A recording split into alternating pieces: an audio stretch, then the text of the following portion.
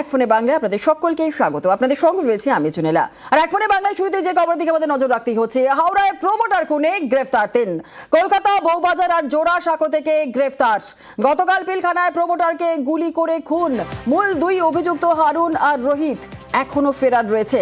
আর এই মুহূর্তে আপনাদের জানিয়ে রাখি যে হাওড়ায় প্রমোটার খুনে এবার গ্রেফতার করা হলো 3 জনকে। কলকাতা বউবাজার আর জোড়াসাঁকো থেকে গ্রেফতার করা হয়েছে। মূল 2 অভিযুক্ত হারুন আর রোহিত এখনো ফেরার রয়েছে। যে 3 জনকে গ্রেফতার করা হয়েছে, কি তাদের পরিচয়, কিভাবে তাদেরকে কোথা থেকে গ্রেফতার করা হলো, আরো বিস্তারিত জানবো। আমাদের সঙ্গে রয়েছেন আমাদের প্রতিনিধি দেবাশিস, আরো বিস্তারিত বলবে দেবাশিস।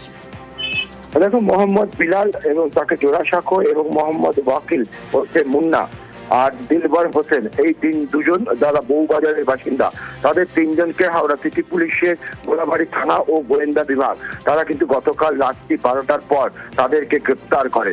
আর এদের বিরুদ্ধে কি অভিযোগ?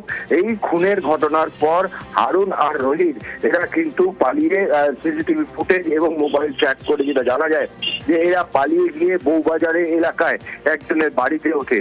সেখান থেকে তারা কিন্তু একাধিক জায়গায় নিজেদের শেল্টার চেঞ্জ করে সারাদিন ধরে তাদেরকে সাহায্য করেছিল এই 3 জন, এবং তাদেরকে পুলিশ মনে করছে সম্ভবত রাজ্যের বাইরে এই হারুন এবং তারা কিন্তু পালিয়ে গেছে এবং তাদেরকে পালাতে সাহায্য করেছে এই 3 জন।